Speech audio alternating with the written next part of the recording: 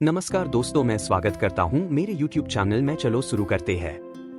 दोस्तों, आज की इस वीडियो के माध्यम से हम आपको कुछ ऐसे तरीके बताएंगे जिनसे आप धोखा खाने से खुद को बचा सकते हैं। भावनात्मक रूप से कमजोर आदमी का लोग हमेशा फायदा उठाते रहते हैं। जो भी इंसान नम दिल का होता है, यानी कि भावनात्मक रूप से करुणावान होता है, वह अपनी करुणा बस दूसरों की सहायता तो कर देता है, लेकिन बदले में उसे हमेशा धोखा ही मिलता है। तो क्या एक इंसान को भावनात्मक नहीं होना चाहिए? क्या उसे दूसरों पर भरोसा नहीं करना चाहिए? दूसरों की सहायता नहीं करनी चाहिए? क्या करुणावान और संवेदनशील होना गुनाह है? कोई गलती है? कोई संवेदनशील आदमी दिल का बहुत अच्छा होता है। आइए जानते हैं इस कहानी के माध्यम से। एक बार एक युवा लड़का जंगल के पेड़ों पर मुक्के मार रहा था। वह बड़े जोर जोर से मुक्के मार रहा था। वह अपने मन का गुस्सा निकालने की कोशिश कर रहा था। शायद उसको किसी ने धोखा दिया था या फिर उसके साथ बहुत बुरा हुआ था, जिससे वह बहुत ज्यादा परेशान था। उसे कहीं भी शांति नहीं मिल रही थी। वह लगातार उस पेड़ पर मुक्का मार रहा था, जिससे उसकी उंगलियां लहूलुहान हो चुकी थी। उसी जंगल में एक शीतल पानी का झरना था। वहां पर एक बिच्छू रोज संध्या के समय स्नान करने आया करते थे। ये उनका नित्य का नियम था। आज जब वह बिच्छू इस रास्ते से स्नान करने के लिए उस जंगल में आए, तो उन्होंने देखा कि लड़का जोर जोर से चीख रहा था और रो रहा था और लगातार उस पेड़ पर मुक्के मारे जा रहा था। उस लड़के के आसपास कोई मौजूद नहीं था। इससे उस बिच्छू को उस युवक की चिंता होने लगी। उसने सोचा कि अगर मैं इसे ऐसे ही छोड़कर चला जाऊं तो कहीं ये आत्महत्या ना कर ले। ऐसे विचार आने के बाद भी वह कुछ नहीं बोले। वह लगातार उस युवक की तरफ देखे जा रहा थे। कुछ देर तक तो उस युवक ने उस बिच्छू को नजरअंदाज किया, लेकिन कुछ देर बाद उसे अजीब सा लगने लगा। उसने सोचा, ना तो यह मुझे रोक रहा है और ना ही कुछ कह रहा है। ये तो बस मुझे देखे जा रहा है। इसका क्या मतलब है? बड़ा अजीब आदमी है। ऐसे ही अनेक विचार उसके मन में उठ रहे थे। जब कुछ देर बाद वह भिक्षु कुछ नहीं बोल तो लड़के ने अचानक उसे भिक्षु से पूछा, महाशय, आप अपने रास्ते क्यों नहीं चले जाते? आपको क्या मतलब? आप खड़े होकर मुझे देख क्यों रहे हैं? भिक्षु ने बड़े शांत स्वर में कहा कि मैं तुम्हें रोक नहीं रहा हूं, तुमसे कुछ कह नहीं रहा हूं, तो मुझसे तुम्हें क्या परेशानी है? मेरी तरह ही ये पेड़, पौधे और पक्षी, ये सब तुम्हें तो देख ही रहे हैं। जब इनसे तुम्हें कोई परेशानी नहीं है तो मुझसे क्यों परेशानी है? यह सुनकर और लड़का जोर से चीख कर बोला, मुझे सबसे परेशानी है। मैं सबसे नफरत करता हूँ। यहाँ पर सब धोखेबाज गद्दार लोग रहते हैं। कोई किसी का नहीं होता इस दुनिया में। इस तरह बोलते बोलते वह फूट फूट कर रोने लगा और रोए जा रहा था और भिक्षु उसे देखे जा रहा था। वह भिक्षु उसे चुप करने की कोशिश भी नहीं कर रहा था। यह बात तो उस लड़के को और ज्यादा अजीब लगी। अब रोना छोड़कर उसे लड़के ने सीधे होकर भिक्षु से कहा, आप बड़े अजीब आदमी है। आपके सामने कोई इंसान रो रहा है, आप उसे चुप भी नहीं कर सकते। आपके मन में कोई संवेदना नहीं है। बड़े कठोर हृदय वाले साधु हैं आप। आपको अपने साधु होने पर खेद होना चाहिए। और ऐसे ही न जाने क्या क्या जली कटी बातें वह युवक उस भिक्षु को सुनाने लगा। कुछ देर बाद जब युवक की सारी भड़ास निकल चुकी, तब भिक्षु ने बड़े ही शांत स्वर में कहा कि आज मैं तुम्हें कंधा दे सकता हूँ, तुम्हारे आंसू भी पोंछ सकता हूँ, लेकिन इससे तुम्हारी समस्या का समाधान नहीं होगा। कुछ देर के लिए तुम्हारा मन शांत हो जाएगा। उसके वही जिंदगी, वही लोग जो तुम्हें आज कंधा देने के लिए तुम्हारे पास नहीं है, फिर से तुम इस जिंदगी में लौट जाओगे। कोई तुम्हें धोखा देगा, कोई तुम्हारा फायदा उठाएगा और तुम अपने मन को ऐसे ही तकलीफ पहुंचाते रहोगे। तो आंसू पोंछने की बजाय तुम्हें मुझसे कुछ ज्ञान की बातें लेना चाहिए, जिससे तुम्हें जीवन में कोई भी धोखा नहीं दे सके, तुम्हारे अच्छाई का कोई फायदा नहीं उठा सके। याद रखना, आंसू पोंछने वाले तो तुम्हें बहुत मिल जाएंगे, लेकिन ज्ञान और सही समझ देने वाला कभी ही कोई इंसान मिलता है। भिक्षु ने उसे बताया कि मैं पास ही के झरने में स्नान करने के लिए जा रहा हूँ। बड़ा ही शीतल पानी है वहाँ का। अगर तुम चाहो तो तुम भी मेरे साथ चल सकते हो। यहाँ पर अकेले परेशान होने से अच्छा है कि तुम झरने के शीतल पानी में स्नान करो, जिससे तुम्हारा दिमाग, मन, मस्तिष्क और तुम्हारा शरीर सब कुछ पवित्र हो जाएगा। यह सुनकर वह लड़का उस भिक्षु के पीछे पीछे हो लिया। जंगल के बीचों बीच रास्ता झरने की तरफ जाता था। जंगल में सन्नाटा छाया हुआ था। उनके पैरों तले सूखे पत्तों की चरमराने की आवाज पूरे जंगल में गूंज रही थी। आज पूर्णिमा की रात थी और आसमान में चांद अपनी उजली रोशनी उस जंगल में फेंक रहा था। उस रोशनी में दोनों उस झरने की तरफ बढ़ते चले जा रहे थे। रास्ते में चलते चलते उस युवक ने उस भिक्षु से कहा कि महात्मन, आपकी जिंदगी मस्त है, आपको किसी की कोई परेशान नहीं है। आपको पता है कि दुनिया में कैसे कैसे लोग बसते, कितने धोखेबाज, कितने मक्कार, और सबसे बड़ी बात, अपने ही धोखा देते हैं। जिसे हम प्रेम करते हैं, जिनको हम अपना मानते हैं, जब उन्हीं से धोखा मिलता है तो कैसा महसूस होता है। कभी कभी तो ऐसे लगता है कि भोले और दयालु लोगों के लिए यह दुनिया नहीं बनी है। यह धोखेबाजों के लिए हैं, मक्कारों के लिए हैं, वही यहाँ पर फलते फूलते हैं, वही आनंद से जीते हैं। और हमारे जैसे लोग जो दूसरों की सहायता करते हैं, दूसरों को अपना मानते हैं, वह हमेशा जीवन भर दुख में रहते हैं। यही जीवन की सत्यता है और यही संसार है जिसमें हमें रोज घुट घुट कर मरना पड़ता है। गुरुदेव, आपने सही किया, इसी जिंदगी को त्याग दिया, पीछे छोड़ दिया, अब बस अपने में मस्त, किसी से कोई परेशानी नहीं है, किसी की कोई चिंता नहीं। मैं भी सोचता हूँ कि मैं भी संन्यास ले लूं। यह सुनकर मुझे भिक्षु ने कहा कि तुम्हें क्या लगता है, सन्यासी जीवन बहुत आसान होता है? भिक्षु ने बड़े शांत स्वर से कहा, तुम्हें तो 2 वक्त की रोटी भी शांति से मिल जाती है, हमें तो कभी कभी नसीब में भी नहीं होती। अगर भिक्षा मिल जाती है तो खा लेते हैं, वरना हम भूखे ही सो जाते हैं। यही हमारा सन्यासी जीवन है।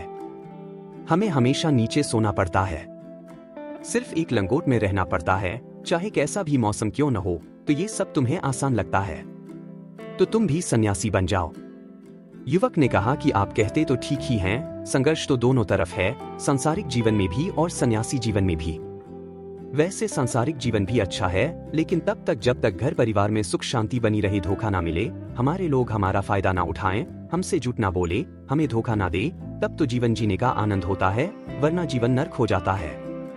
भिक्षु ने कहा, संन्यास अपने मन से लिया जाता है। जब हमारा मन कहता है कि हमें संन्यास के मार्ग पर सफलता हासिल करनी है, आगे बढ़ना है, तो ही सन्यासी जीवन सफल हो पाता है। लेकिन तुम अपने घर से परेशान होकर, दूसरे लोगों से परेशान होकर सन्यासी बनना चाहते हो, तो तुम्हारा सन्यासी जीवन भी कभी सफल नहीं होगा। इससे अच्छा तो तुम सांसारिक जीवन में अगर कुछ तरीके, कुछ नियम अपनाओ, तो दूसरे लोग तुम्हें धोखा नहीं दे पाएंगे। सबसे पहले तो यह समझो कि धोखा उन्हें ही मिलता है जो भावनात्मक रूप से कमजोर होते हैं, जिनका दिल जल्दी पिघल जाता है, जो दूसरों को दुख में नहीं देख पाते। ऐसे लोगों के साथ धोखे होने की संभावना ज्यादा होती है, क्योंकि कोई भी आदमी अपनी परेशानी बताकर, अपने दुख बढ़कर तुम्हारा फायदा उठा सकता है। क्या पता बहुत झूठ बोल रहा हो, वह दुखी बनने का अभिनय कर रहा, पर आपको तो सच ही लगेगा। और उसके कुछ समय बाद आपको पता चलता है कि आपके साथ धोखा हो गया। उसके बाद आपका मन अंदर से टूट जाता है। इसलिए सबसे पहले बात ध्यान रखना कि किसी भी व्यक्ति को यह एहसास मत होने दो कि तुम भावनात्मक रूप से कमजोर हो। अंदर से तुम्हारा दिल नरम है। अगर उन्हें यह कमजोरी आपकी पता चल गया, तो वहां कोई ना कोई जलराज कर आपका फायदा उठाने की कोशिश करेंगे। चाहे आप अंदर से संवेदनशील हो, दूसरों की मदद करने वाले हो, लेकिन किसी को एहसास मत होने दो। ऊपर से कठोर बने रहो। जब लोगों को लगेगा कि इससे कुछ बोलने का फायदा ही नहीं है, यह आदमी कठोर है, नहीं पिघलेगा, तो खुद ब खुद वो लोग जो झूठे हैं, जो मक्कार हैं, वो आपके पास आएंगे ही नहीं। वो उन्हें चुनेंगे जो उनके आसान शिकार होंगे। दूसरी बात यह है कि हम बहुत जल्दी दूसरों पर विश्वास कर लेते हैं, और हमारी जल्दी विश्वास करने की आदत ही हमें हानि पहुंचाती है। 2 दिन तुम्हें किसी से मिले हुए नहीं होते और तुम एक दूसरे के हो जाते हो, एक दूसरे पर पूरा भरोसा करने लग जाते हो, और यह भरोसा तीसरे दिन टूट भी जाता है, और फिर तुम्हें धोखा मिलता है, और फिर तुम परेशान होते हो। इसलिए समय दो। किसी भी चीज को, किसी भी रिश्ते को आगे बढ़ाने के लिए समय की जरूरत होती है। समय के साथ तुम्हें सामने वाले इंसान की अच्छाई और बुराई पता चलती है। तब तुम्हें पूर्ण रूप से पता चलता है कि इंसान वास्तव में कैसा है, अच्छा है या बुरा है, और वह कुछ समय देने के बाद ही होता है। इसलिए जल्दी किसी पर विश्वास मत करो। तीसरा तरीका समझने के लिए तुम्हें ऐसे लोगों को समझना होगा जो दूसरों की चापलूसी करते रहते हैं। कुछ लोगों की आदत होती है चापलूसी करने की। आपके सामने आपकी बढ़ाई करेंगे, आपके बारे में अच्छा अच्छा बोलेंगे, और आपको लगेगा कि यह इंसान कितने अच्छे हैं, मेरे से कितना प्यार करते हैं। लेकिन वास्तव में उनकी वह चापलूसी एक जाल होती है, ताकि वह आपका दिल जीत सके। और उनको चापलूसी करने का मौका तभी मिलता है जब आप दिखावा करते हैं। अगर आप उनकी चापलूसी से प्रभावित ही नहीं होंगे, तो कुछ समय बाद वो चापलूसी का करना बंद कर देंगे। इसीलिए किसी के सामने दिखावा मत करो, वरना आप तो आकर्षण के केंद्र बन जाते हो। लोगों को लगता है कि शायद इसके पास बहुत ज्यादा धन संपदा है, इसीलिए इतना दिखावा कर रहा है, और इसी वजह से जो लोग आपका फायदा उठाना चाहेंगे, वो आपके करीब आने की कोशिश करेंगे, आपके चापलूसी करने की कोशिश करेंगे।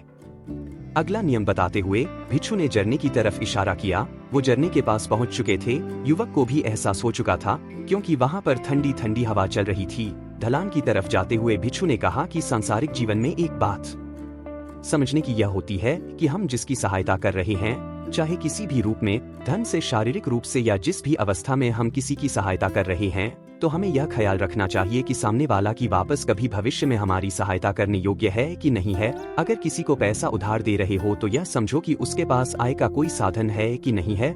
कल भविष्य में वह तुम्हें वापस कर पाएगा कि नहीं कर पाएगा। अगर वह नहीं करेगा तो तुम्हें तकलीफ होगी, तुम्हें दुख होगा। ऐसे तो इंसान करोनावश भिखारियों को भी भीख देता है, लेकिन वह गलत नहीं है, क्योंकि जो भी पैसा अपने सामने वाले को दिया है उससे आपके ऊपर कोई ज्यादा प्रभाव नहीं पड़ेगा। अगर वह आपको वापस नहीं लौट आएगा तो अगर कोई ऐसे इंसान को पैसा देना है तो वापस नहीं लौटा पाएगा। अगर वह वापस बिना बस भी ना लौटाए तो तुम्हें दुख ना पहुंचे। अब तक वह दोनों झरने पर पहुंच चुके थे। दोनों ने अपने कपड़े उतारकर उस झरने के शीतल पानी में कूद पड़े। पानी ठंडा था। उन दोनों की सारी थकन और उदासी पल भर में ही दूर हो गई। स्नान कर लेने के बाद दोनों उस झरने के सामने एक पेड़ के नीचे बैठकर बातें करने लगे। भिक्षु ने उसे आगे समझाते हुए कहा कि शुरुआत में लोगों को नजरअंदाज करना सीखो। जब तुम किसी को शुरुआत में नजरअंदाज करते हो तो जो भी लोग किसी लालच की वजह से तुम्हारे पास चिपक रहे थे उनकी छटनी हो जाएगी। जब तुम नजरअंदाज करोगे तो एक दो बार वह तुम्हारे पास आने की कोशिश करेंगे, उसके बाद वह तुमसे दूरियां बना लेंगे। और जो इंसान तुम्हारी अच्छाइयां देखकर तुम्हारे पास आएगा वह नजरअंदाज करके भी तुम्हारे पास ही रहेगा। और यही तो एक सच्चे इंसान की पहचान होती है, जो हमारे अपने होते हैं। उनसे हम लड़ भी लेते हैं, झगड़ भी लेते हैं, उसके बावजूद भी वो हमारी बातों का बुरा नहीं मानते हैं।